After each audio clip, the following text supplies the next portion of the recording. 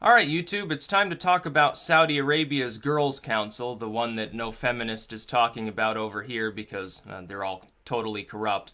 That includes the Lena Dunhams, the Anita Sarkeesians, all the cast of Ghostbusters, certainly, the Emma Watsons. They don't really care about women's liberation. They've got theirs, they're rich, they get richer complaining about some video game, some movie, and misogyny and stuff like this. Meanwhile, there's actual legal discrimination on a gender basis in Saudi Arabia. They're not going to say a thing. They don't care. There's no money to be made. They might mention in passing, oh, this is regrettable. Then they'll immediately regress back to complaining about some TV show that doesn't have enough women on the cast. Oh, this show is only 75% female. Why are these two dudes in it? I don't want to see these dudes. You need an all-female cast. It's like, I think it was Vice when they were talking about, oh, movie diversity, and they had that one, I can't remember the name of the movie, had like a 90% black cast, and they're like, what a diverse cast. Well, it's not diverse, it's almost monoracial. It just happens that it's primarily black individuals in the movie. That's not diversity, it's primarily a black cast. But that gets into semantics that they don't want to talk about. It makes their heads spin. They just can't understand the world. Feminism today is led by people who are essentially televangelists 2.0. The Emma Watsons and the Anita Sarkeesians and the Lena Dunhams are in it for the money and for the attention. They're not in it to liberate women. If they were, they'd be talking about the third world. They would not be rambling about video games and TV shows, the luxuries of the developed world. They wouldn't be talking about them because there's no misogyny there. It is a mythology. There is no wage gap in the United States. The differential income of men and women in the United States is the result of differential in what kinds of jobs they actually seek. It has absolutely nothing to do with systemic discrimination. It has nothing to do with women being paid less in the same job position than men. They're paid the same amount. It simply doesn't exist. But it exists in Saudi Arabia. Oh, gender discrimination there is legally codified. You've got two types of nations. When you're talking about wanting women's equality, you've got to fixate on two separate examples of the lack thereof.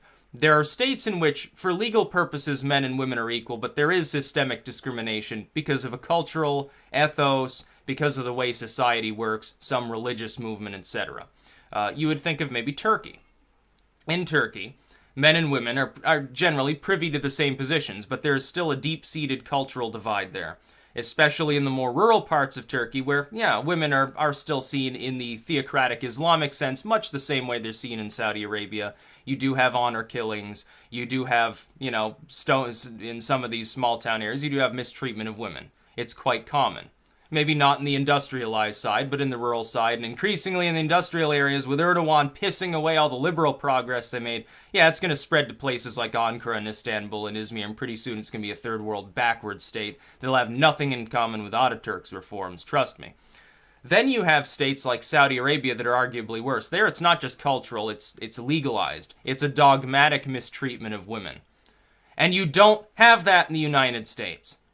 You simply don't have it. All of these feminists rambling about, all men are actually misogynist pigs, and they just deny that they're misogynist because they're misogynist. All this witch hunt era bullcrap that they spew off is a mere projection of their own cowardice and not wanting to address the issues of other parts of the world. They don't want to go to Saudi Arabia to rally for women's rights. They'd be in danger, number one, because they're fucking cowards. Number two, there's no money in it. And that's the real reason. That's all they want.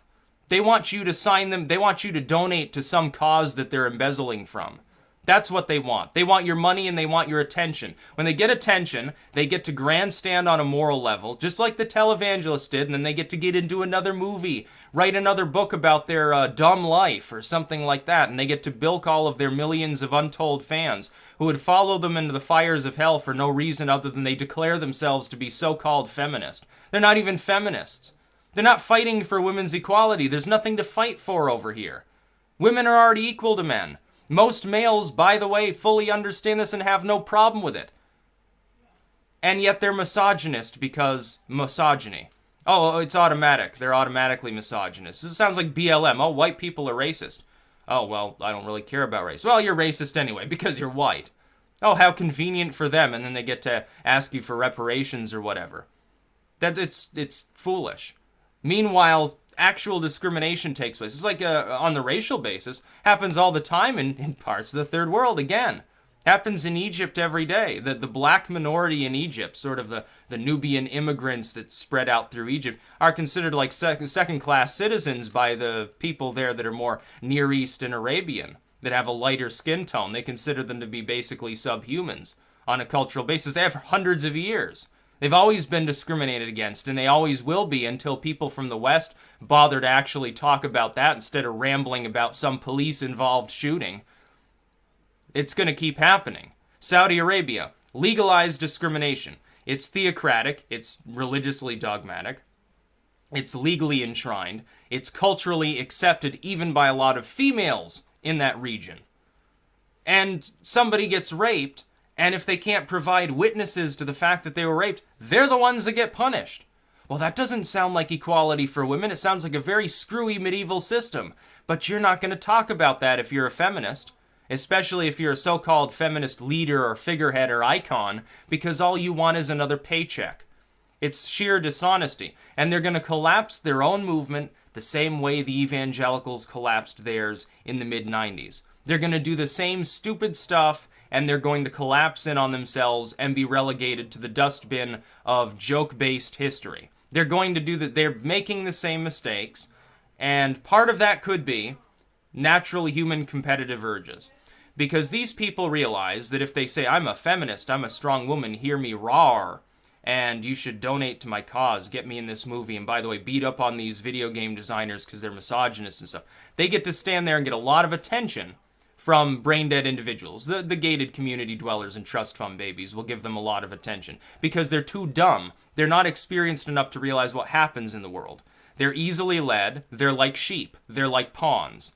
So they hear Emma Watson talk about some book that's misogynistic. They hear Anita Sarkeesian ramble about dongles or something like that, and they eat it all up unquestioningly because these people happen to already agree with their biased worldview, and that's what happens.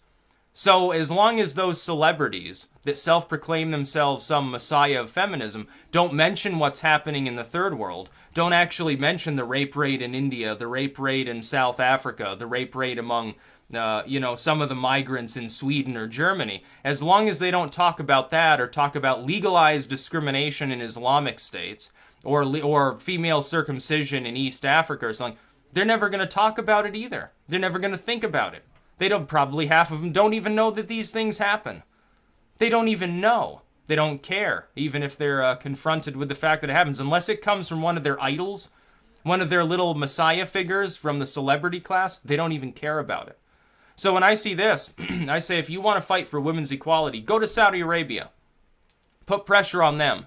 Go before the UN. Get like Sarkeesian and Dunham and all these others. Put them before the UN to talk about how bad Saudi Arabia is. Oh, but that's right. They'd be called Islamophobic. Ooh, you can't do that. It's part of their culture. And it's a wonderful thing. It's so wonderful that women are discriminated against in this foreign state because women there matter less than Western women, where there's no discrimination. There is none. It's not here. You're chasing after a ghost. There's no wage gap. Women are legally enshrined as equal to men. Yeah, they can vote. They can have jobs. They can even own property. Wow, they can walk down the street and they don't have to walk 10 steps behind their husband. Whoa, they're so discriminated against. No, they're not. There are cases where there are individual men or groups of men in the Western world that are misogynistic. They do look at women as just sexual objects. There are some men who unironically believe women shouldn't be allowed to vote in the Western world. But it's not legally codified, and socially it's completely unacceptable to have such views. But in other parts of the world, not only is it legal, it's sometimes religiously dogmatic, and it's perfectly acceptable. Nobody cares. So in which of these situations is there legal and social discrimination against women? The culture where if you speak like that, you're going to be frowned upon and outcast as a pariah, as some sort of rapacious sort of subhuman, or the culture in which they're like, yeah, of course, women equal to men? What are you talking about? That's a funny joke that you just made there. Women should be able to drive? Women should be paid, should have jobs and be paid? What are you talking about? You've been smoking too much hashish or something like that. I think the latter. I think that's where the discrimination is probably happening. All this stuff about, too Too few female video game characters. Too few females in this movie. This book has a rape scene. That's not discrimination. That's the world of fiction. You're talking about video game. You're talking about fantasy, which is where you apparently live on a regular basis anyway. Two totally different things. The reality for women in day-to-day life in parts of this world is being beaten or raped or discriminated against, and you don't even want to talk about it. So spare me the crocodile tears about misogyny. It's a bunch of bullcrap.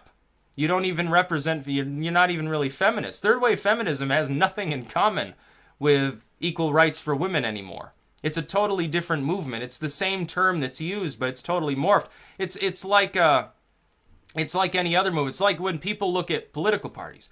Say Republicans, like the rock-ribbed, like evangelicals, who say, "Oh, we're the party that ended slavery." Yeah, but that was a long time ago. We're the party that ended segregation. Yeah, but that was a long time ago. The parties have fundamentally shifted in opposite directions.